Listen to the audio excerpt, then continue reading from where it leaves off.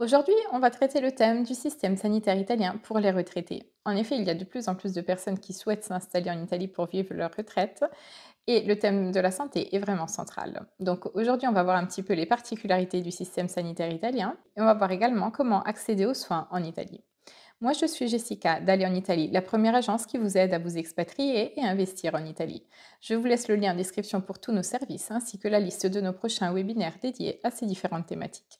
Mais revenons un petit peu au système sanitaire. La première chose à faire quand vous décidez de venir vivre en Italie, c'est de demander auprès de la CPAM, ou en tout cas auprès du service compétent, le formulaire S1. Ce formulaire va vous permettre de vous inscrire au système sanitaire italien, ASL, la plus proche de votre domicile, et de bénéficier des mêmes droits que les Italiens. Ceci signifie que vous pourrez accéder au système public, privé, ou en tout cas, dans certains cas, vous faire également soigner en France. Donc, on va voir un petit peu les différents cas de figure. Tout d'abord, une fois que vous vous êtes inscrit au système sanitaire italien, vous choisirez effectivement votre médecin traitant, donc sur une liste qui vous sera fournie. En Italie, chaque médecin peut avoir maximum 1500 patients. Donc, quand vous irez vous inscrire à l'ASL, vous aurez une fiche avec les différentes possibilités et on vous dira quels sont les médecins qui peuvent recevoir des patients qui ont des places. À partir de là, une fois que vous aurez votre médecin traitant, vous pourrez vous y rendre de façon gratuite. Donc, il n'y aura pas de frais avancés pour être visité par votre médecin traitant. En cas d'hospitalisation, tout sera pris en charge. En cas de maladie chronique, il y a la possibilité d'avoir un code exemption. Donc, c'est-à-dire que dans mon cas, par exemple, moi j'ai un souci de thyroïde, le médecin traitant a fait la demande du coup de reconnaissance de cette pathologie et à partir de là, donc j'ai un code exemption donc sur tous les soins qui sont liés à cette pathologie. Donc quand je vais faire par exemple prise de sang, par exemple, je ne paye pas et je paye effectivement une toute petite partie de mes médicaments. Donc ça, c'est la particularité. Donc si vous avez effectivement une maladie chronique, vous avez la possibilité de devoir réduire, on va dire, vos frais liés à cette pathologie. Si vous avez une invalidité en France et que vous souhaitez savoir comment ça se passe en Italie, sachez que c'est le médecin traitant qui doit effectivement faire la demande. Donc comment ça se passe? Vous allez chez votre médecin traitant, il fait la demande, on va dire, d'invalidité et il y a une commission. Donc en fonction des différents pays, il est possible que vous soyez plus pris en charge en Italie ou moins. Donc ça dépend effectivement de la commission. Il n'est pas possible de savoir actuellement, dans l'état actuel, quel sera votre degré de prise en charge en Italie. On a essayé, disons, de faire quelques recherches pour certains clients qui souhaitaient justement avoir confirmation de la prise en charge des soins. Malheureusement, sans commission, disons que les ASL locales et même les médecins traitants, on a essayé de passer également par des médecins traitants, ne peuvent pas vous assurer, on va dire, le degré de prise en charge. Donc, dans certains cas, en plus, c'est les régions qui peuvent mettre en place certains dispositifs plutôt que d'autres. Donc, c'est le médecin qui, par exemple, fait la demande de soins à domicile, de façon à ce que ce soit pris en charge, ou, disons, d'autres précautions.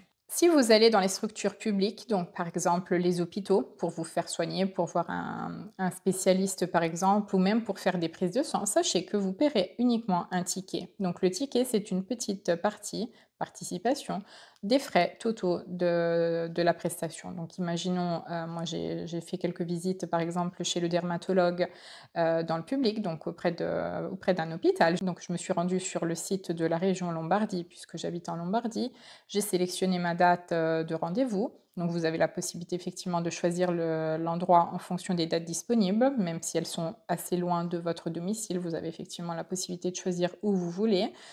Et donc, vous choisissez votre créneau et vous payez le ticket. Donc généralement, c'est ce que je disais, c'est autour de 30 €.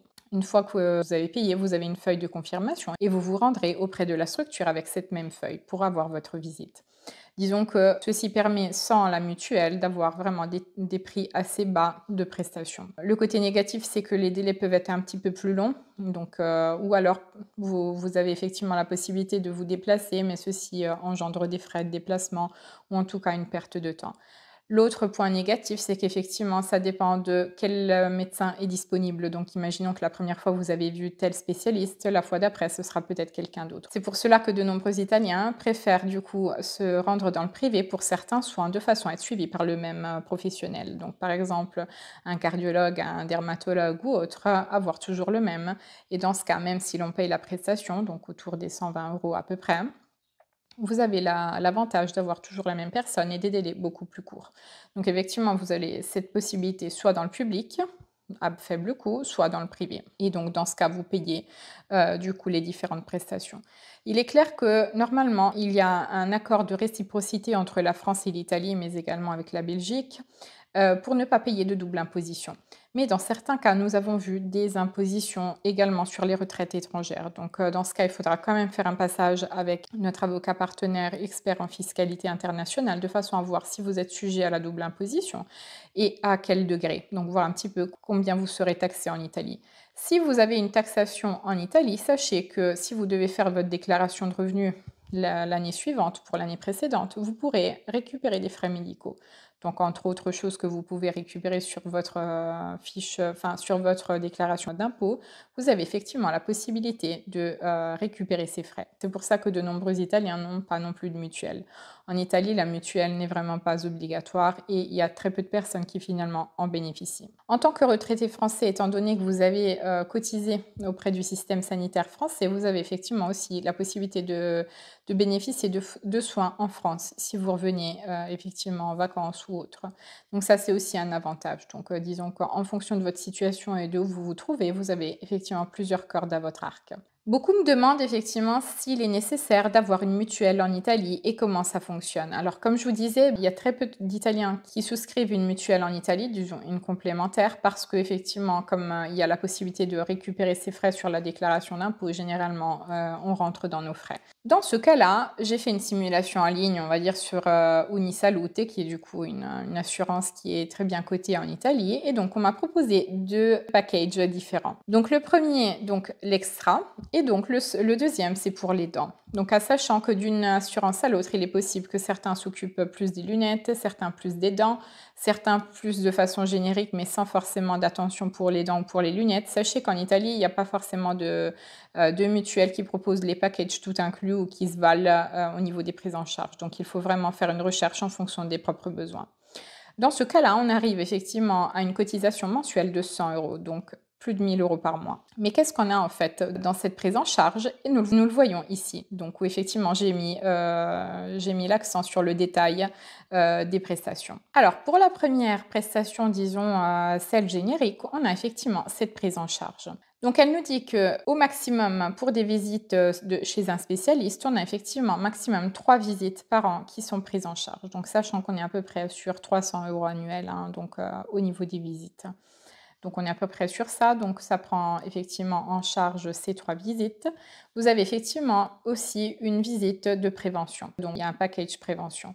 Il y a effectivement aussi quelque chose sur la préhospitalisation, mais effectivement, là aussi, ils vous disent maximum 2000 euros et ça dépend, ils vous invitent à consulter, on va dire, les différents tarifs. Il y a des tarifs plus bas en fonction des examens médicaux, mais si on voit un petit peu dans l'ensemble, c'est quelque chose qui reste très précaire par rapport à cette prise en charge-là. Parce que si je vous dis un peu les tarifs, vous voyez vous-même que c'est pas si intéressant que ça. La deuxième partie, donc, concerne les dents. Dans ce cas-là, on nous dit effectivement qu'en cas d'accident, on va dire, on nous couvre jusqu'à 1000 euros. Pour les interventions, maximum 1500 euros. Si vous devez faire des interventions particulières, forcément, on dépassera cette somme.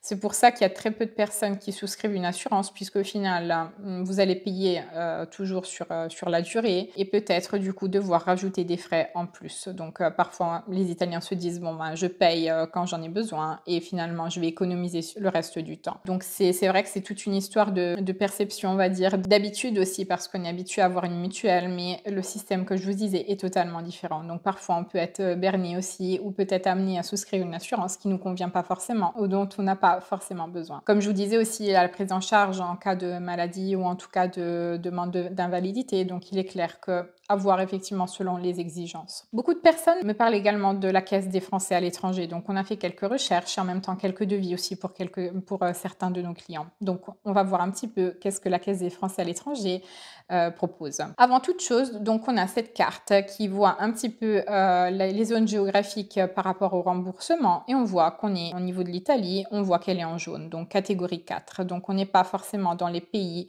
les mieux remboursés, sachant que donc les zones 1 donc, sont les plus remboursées et les zones 5 sont les moins remboursées. Donc déjà, si on voit un petit peu le classement, on voit qu'on n'est pas forcément super bien classé. Donc on se doute déjà que les prix vont être assez dérisoires au niveau des remboursements. Ensuite, pour aller plus loin, donc on voit un petit peu les frais, disons, généraux qui sont proposés donc dans la brochure de la Caisse des Français à l'étranger. Donc on voit qu'effectivement la colonne zone 4, on est à peu près sur 30%, on va dire 35, 44. Et si vous descendez, donc c'est la catégorie la moins remboursée. Sachez que pour différents clients qui ont fait des devis, on a vu des prix effectivement mensuels de 300 à 400 euros pour des devis, avec en plus l'obligation d'avoir effectivement une mutuelle en plus. Donc c'est quelque chose qui vous revient très cher avec une couverture minime.